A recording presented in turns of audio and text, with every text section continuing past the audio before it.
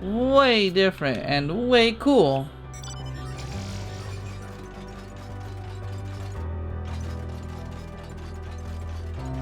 I already recognize this song, by the way. It was in the trailer.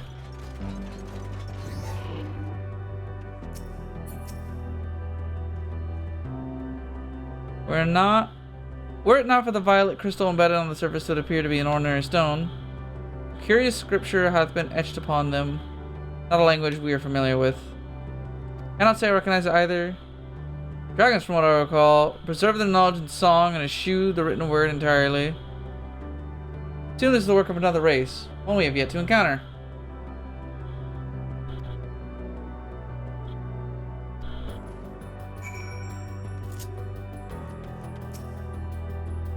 What do you suppose that is over there? I'm not sure, hard to make out in the distance. Seems to bear the same kind of crystal monument. There's a chance we might find whoever built it over there.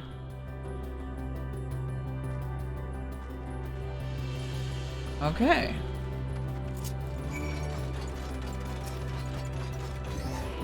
A ghostly figure. What are you? An Ia.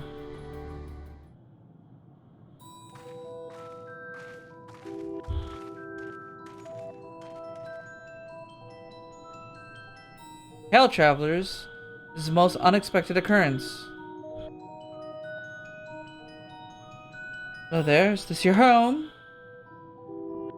Indeed it is. Forgive me. I had forgotten. An exchange of introductions is expected when first meeting those with whom one is unacquainted. Whoa. The vibration of vocal folds was still required to convey your thoughts and intention. Ia, I believe, is the pronunciation we use when referring to our people. Not entirely applicable given our present state. You're welcome to use appellation. As for nomenclature to address my individual person, it would be pronounced Kopkodg. Yeah, Kopkodg of Ia. We encounter beings that communicate intermittently through thought, never one that is wholly without voice. I presume we are having this conversation via the medium of aether or dynamis, as this space is suffused with vast quantities of it. Fascinating in either case. Your response to my presence is positive then? That as well. Something I wish to ask of you. Like yourselves, Ia are aether-based life forms, therefore, maybe surmise that your bodies are comparable biological composition to those we once possessed. I have a number of queries regarding your subjective perception to the five senses. I prepared 198,712,180,827. That's rather a lot, isn't it? My apologies. I have omitted a great many details necessary to understand the nature of my request. Though we dispensed with our corporeal vessels long ago, we rediscovered the need for flesh, endeavored to recreate our erstwhile forms. All prenatal records have been lost due to the passage of time. Take, for example, the nervous system. It is well within our power to recreate. We have no frame of reference for sensations once experienced by our people. And the reason you need to regain corporeal forms? To bring an end to our existence, of course.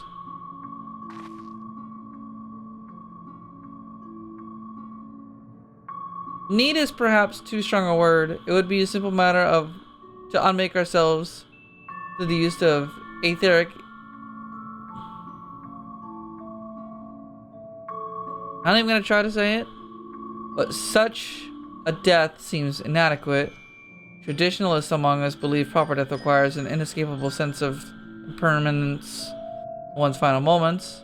Experience found only with the bodies of flesh.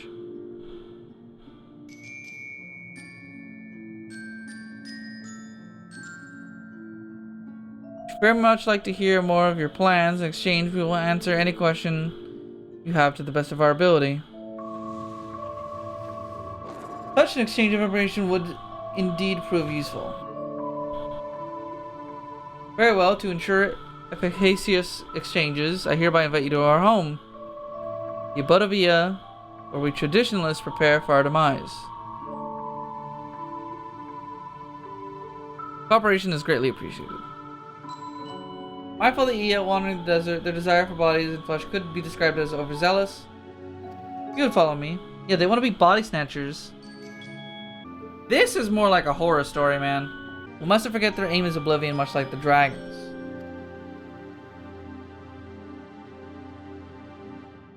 Though I fail to see why civilizations so seemingly advanced would choose to unmake all they have created. Probably because they have the answers to literally everything except this. Let us be on our way.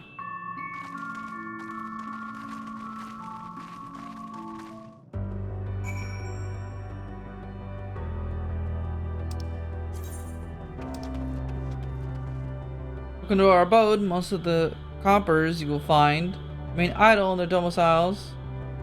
Physical expressions indicate my phrasing is unclear. Speak, of course, of the violet crystalline constructions hanging from the stone structures there. Say they remain idle. What of your work to regain corporeal bodies? Understandable given your finite nature. If no desire to pursue our research is no longer necessary. If in our idleness we are struck by sudden inspiration, we rise to purpose said inspiration and to its conclusion. That is why That's why I was present for your arrival. Why I continue to engage with you still. Others are not currently in a mobile state. I will not object for you to disturb the respite. You only need cast your thoughts toward one of the crystalline domiciles to communicate.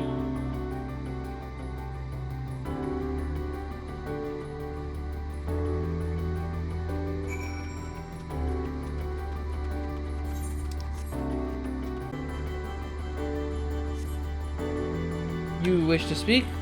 Very well, pray a moment if you would. Yes, these guys are like no bodies, only aether. And as such, they just live in these crystals. Why we seek our end, you ask? If you wish to know, I will tell you. Just a moment, I must remember what did it take when I last emerged.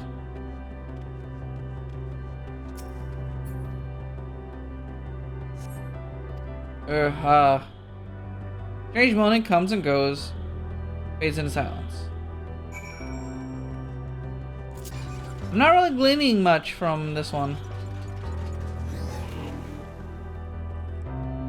Also, what is this very unfortunate swimming pool? Kinda freaks me out, bro. I see they failed to answer. It's likely because their minds have unraveled due to prolonged idleness.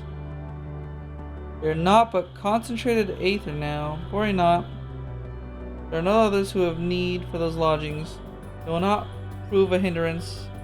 Remain as they are, but more importantly, that some few did answer your request for an audience, yes? They will be with us ere long.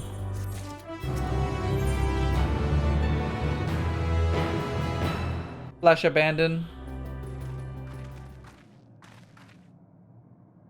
I had no luck. Everyone else fared well enough. Quite a few Ia have awakened. Ah, yes, there they are.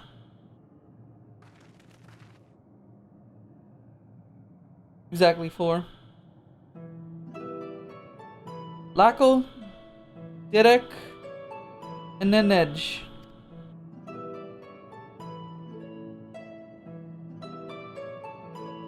Been too long, Cupcod. I dare say Saturn 4 has since completed an orbit.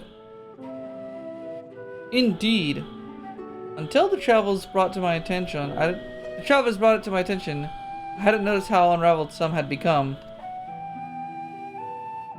travelers? Ah, of course, of course. The ones who wish to know why we seek to regain corporeal forms. And the truth of the matter is as plain as seeing the neighbor systems. By single account would fail to satisfy requirements for scientific objectivity. Thus I bid them awaken. Am I the only one who struggles to tell who's speaking? Thou art not, in the absence of corporeal forms, the divergence they afford, and have such similarities in voices unaffordable.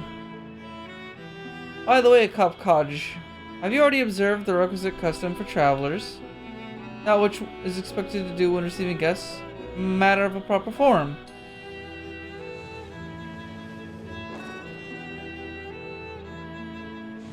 Ah, yes. So long has it been, I had completely escaped my mind. Still does. What was it again? I can't seem to remember.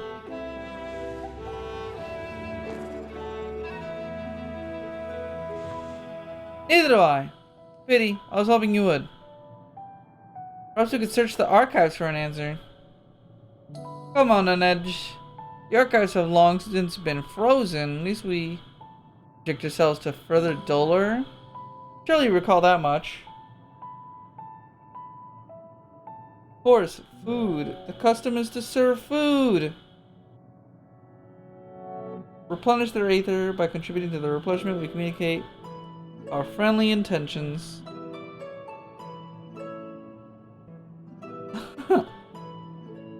Weird monsters they are. Join us in communal repast, after which we may engage in leisurely conversation. If we have something to learn, I see no reason to decline. Something tells me it's not going to be tasted like a burger. Just as I suspected, as meticulously as one might recreate Ia's home, his Ultima Thule one cannot simply generate aether here. As recreations, our friends are oblivious of this fact. Very much truth to their existence, much like the phantoms recreated in Amaro.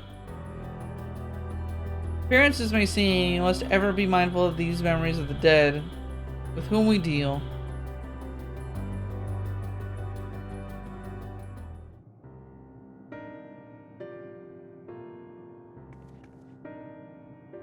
Did you have your fill of aether? I couldn't absorb it. Deficiency in our forms, it would seem. How very unfortunate. May I ask how you normally replenish your aether? We gotta eat solid food. Through your mouths. How primitive and quaint. Think that their mouths serve not only to expel sound, but draw in substance besides. Such life forms have long since vanished from our systems. Oh, these guys are so weird. Regrettably could not partake in your magnificent feast. Rest assured, feel your welcome most keenly. Wherefore do you wish to obtain vessels of flesh, and thence to vanish? Will you not favor us with an explanation? I said that all weirdly, but flesh and blood beings are always so hasty. Does have its charm, though. We shall indulge you. In the beginning, when the Ia yet possessed corporeal bodies, ancestors dedicated themselves to the purest knowledge and technological advancements. By transcending all limitations, we believed we would eliminate sorrow and abide in true happiness. From the tangible, such as land, the intangible, such as labor, there exist myriad of hindrances to progress. The most confining of all was flesh itself. Our natural lifespan was disinterestingly middling, you see.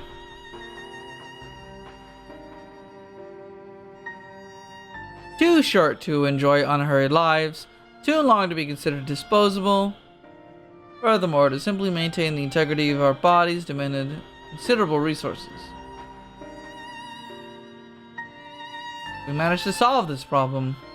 For long years, we discovered how to become non-corporeal entities with everlasting lives, troubled by the failures of the flesh.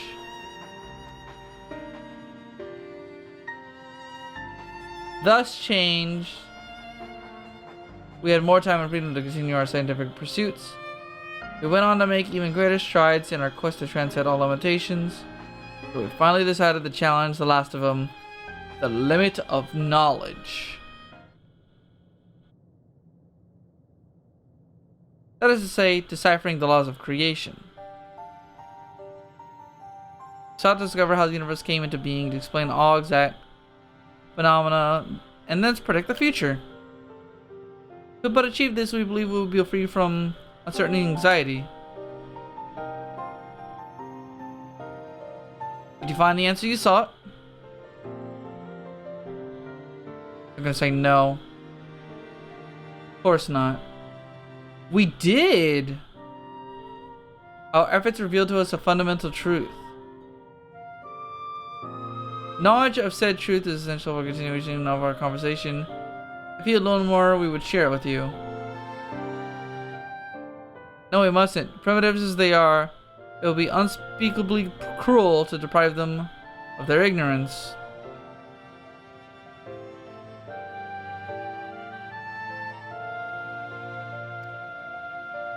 As those who have gone before, is it not our duty to warn them?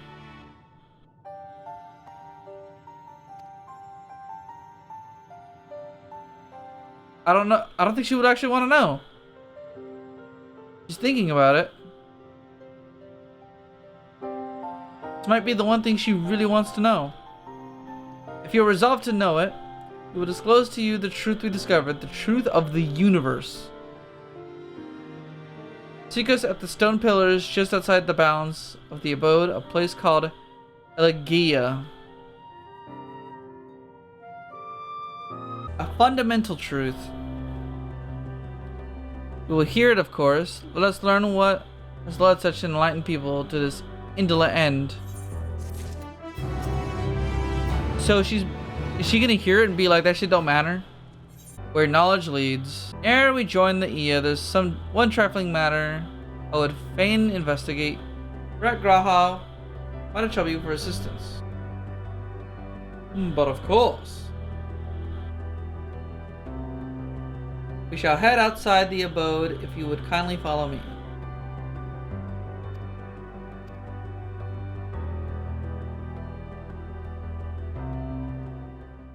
This place shall serve. Is it the spring that you wish to investigate?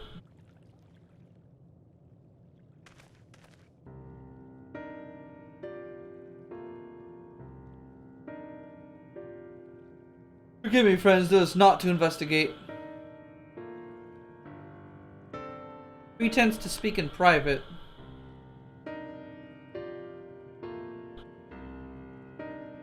You have our undivided attention.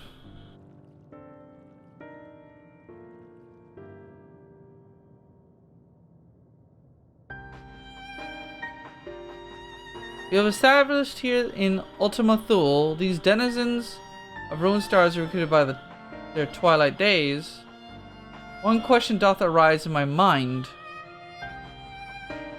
So faithfully formed are the simulacra, they believe themselves yet amongst the living. How dost thou suppose this possible?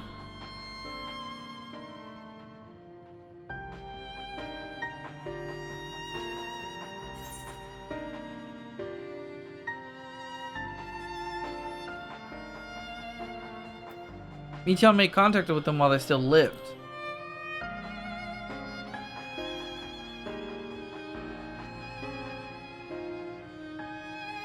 Of course, she must visit the stars of the dragons and the Ia before either race perished in their entirety.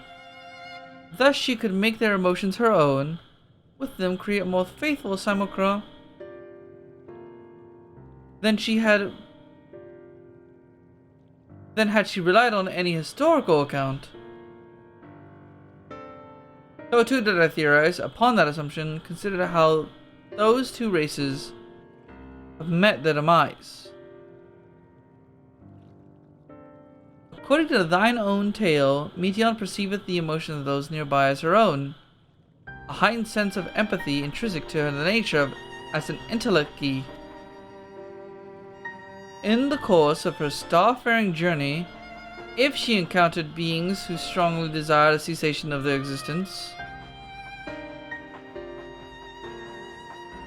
she would be powerless before that desire. Even as she possesseth the power to grant it, the power of Dynamis.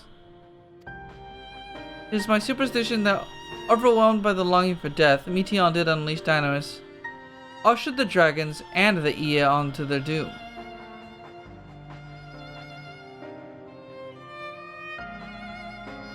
Of course, such was not always the outcome. Full many stars did she find already lost to ruin. In order to create a terminus, however, the fervent desire for the end is essential. If you struggle to find a way forward, pray ask yourself this. In the place where you stand, whose is the souls that yearneth most desperately for oblivion?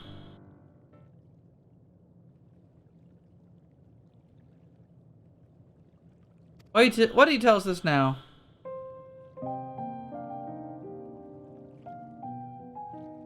Ne'er again would I betray your trust. This pledge I did make my comrades.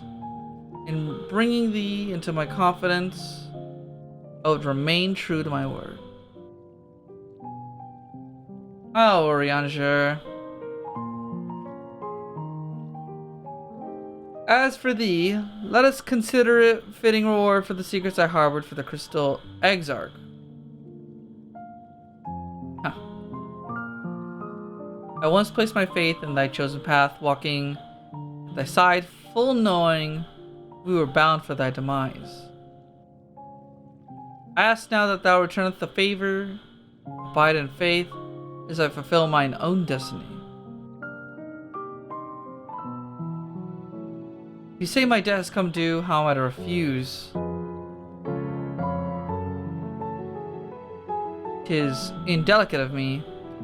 I know full well, and I can't beg for thy forgiveness. Yet even if I must needs go to such lengths, I cannot well feign ignorance of the answers I found within. To answer the question, in what moment might I stand the strongest?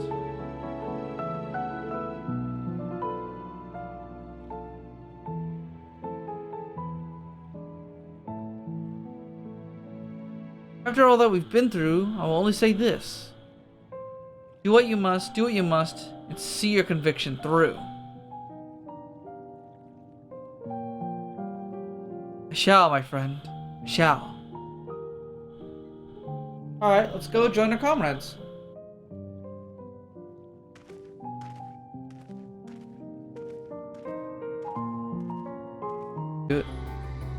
Let's be off to Elegia. Graha gonna hold it in.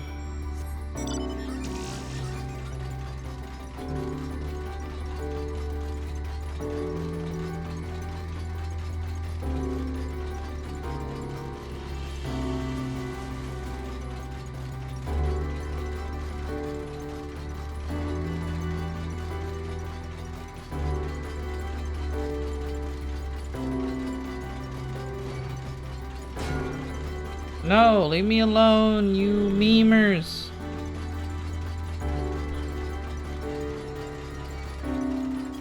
Ugh.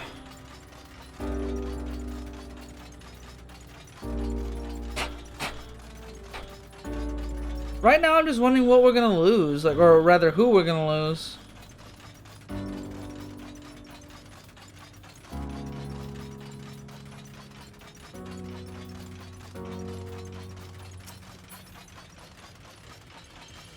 The obvious answer seems to be Urianger and Y'shtola, leaving us with the twins and Graha, but I feel like they're gonna invert it. We might lose one of the twins. Shall we then?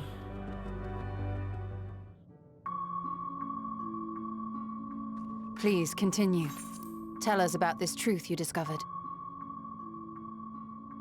Very well.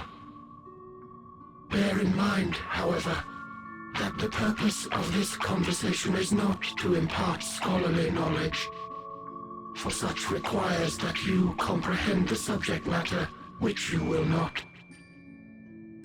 We will forego the intricacies of our scientific methodology and deal only with the conclusion, the end of our society and our world. We acknowledge, with regret, that your star is in the midst of the same panic-induced cataclysm that befell Deneb 3. The final days?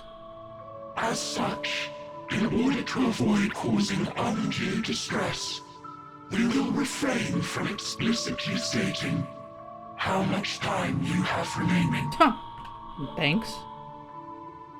You are entirely too kind. I pray you recount your tale as you see fit.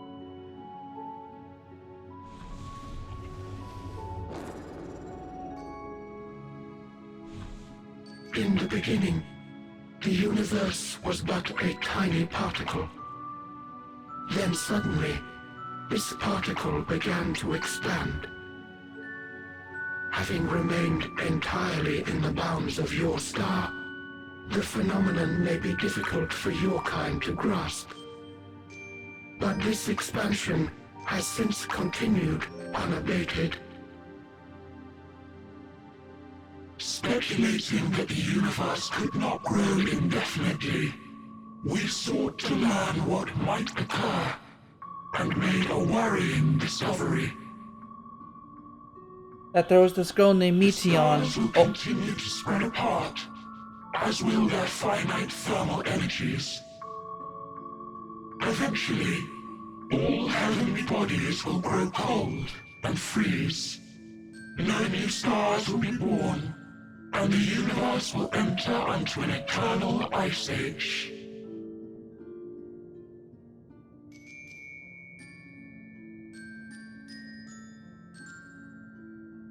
In hopes of proving that this determination was erroneous, we scrutinized our research from all angles, even as we sought to avert the everlasting winter. The endeavor proved fruitless. So infamously so, in fact, that it became synonymous with vain effort. The universe as we know it would end, and there is no way to prevent it. The inevitable heat of the universe. Beneath the weight of this knowledge, our society stagnated. Though we had time still, it was a cold comfort. Why strive for anything when desolation is assured? When our wealth of wisdom accumulated... Shola's response is gonna be, would be "No, that shit don't matter to me. I'm a cat. no civilization would You are a blob with hands." no scholar recover our knowledge. In silence unbroken, naught would stir.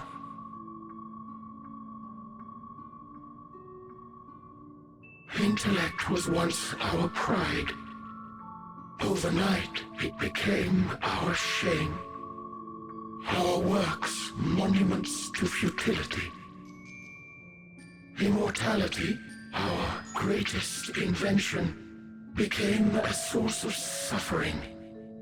Rather than suffer on, many chose to unmake themselves by means of etheric exsanguinators.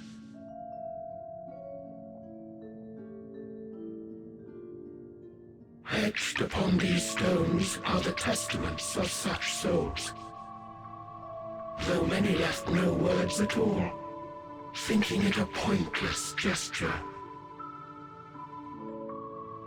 Once we have obtained vessels of flesh, we likewise intend to vanish.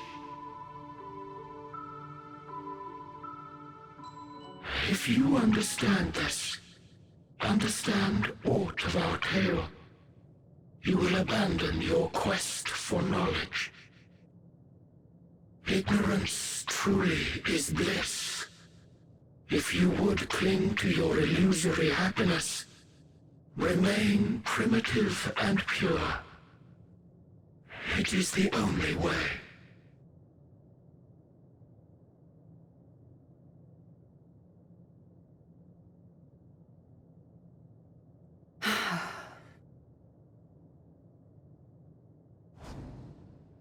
So that's your story.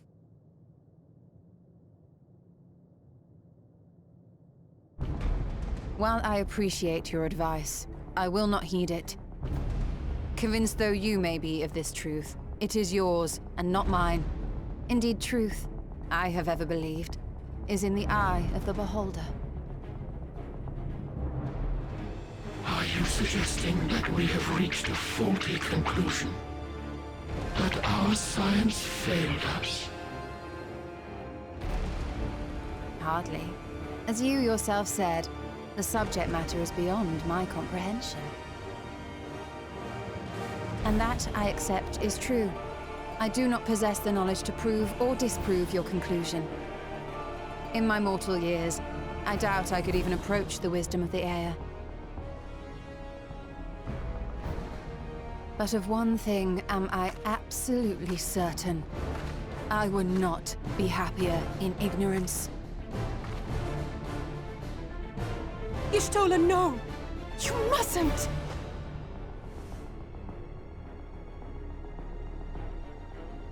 The most important lesson I've learned is that learning isn't simply passing one's eyes over words. Nay, 'tis when understood for oneself that knowledge attains its true value. This is what has sustained me, driven me onward in joy and wonder, in anger and sorrow.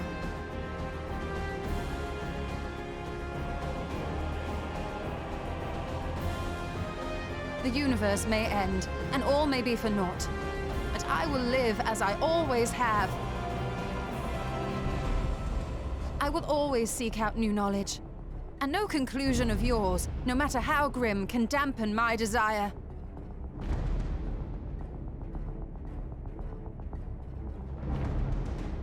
I suppose it is only to be expected. Their feeble minds cannot fathom the terrifying gravity of it all.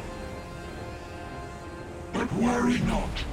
We consider it our duty to enlighten you, and we will not stop until you grasp the full extent of our despair.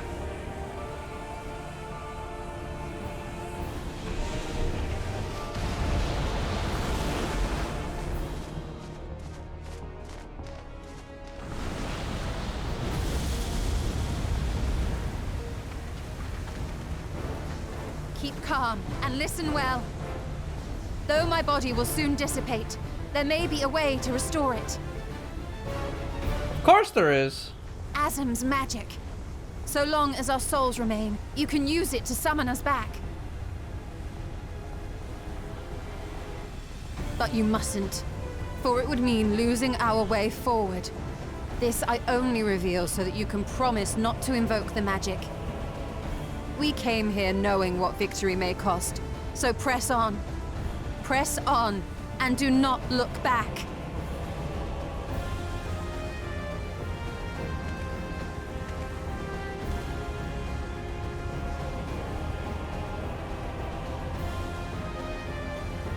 I shall join thee. As subterfuge is not required, thou shalt not suffer for mine absence.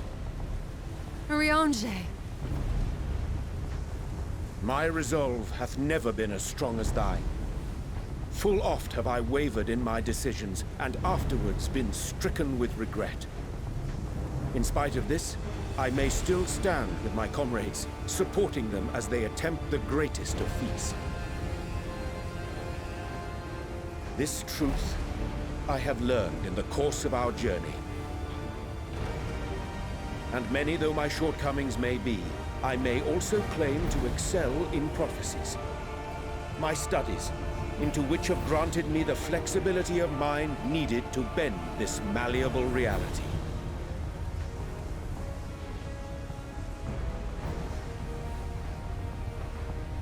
Thus shall I hope that thou mayest have the strength to resist, and our comrades the strength to continue.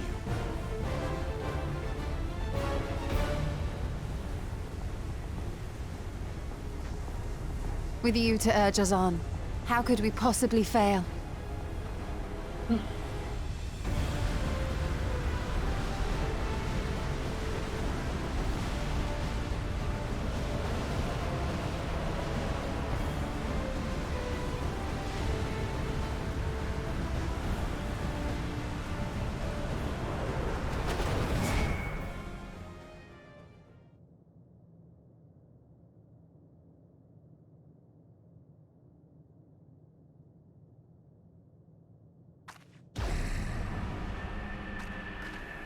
Whoa. What's this? An extinguished civilization. Rekindled.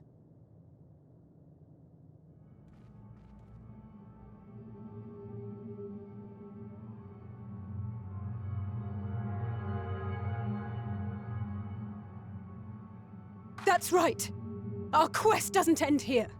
We'll press on, and we will find you.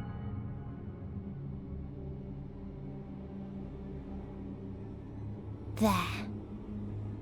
That's where you'll find me. Is that another star? No, that's me. Of the stars we visited, most were already devoid of life. And where there was life still, the inhabitants wished for death. But even death, we learned, isn't truly the end. It is but a part of the cycle of rebirth.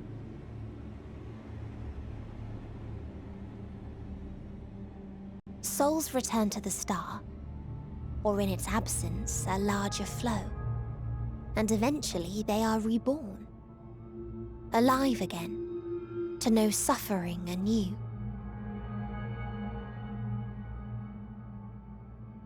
True salvation lies not in dying. It lies in not being born. This is the gift I would give to you. To all life on beautiful Aetheris. Jesus. To that end, we created an egg wherein life cannot quicken. That dead sun.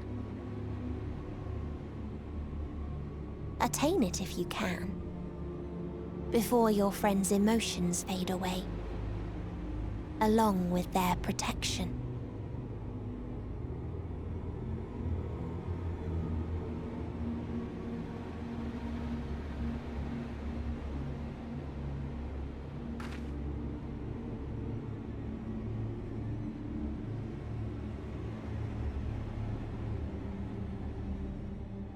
Oof.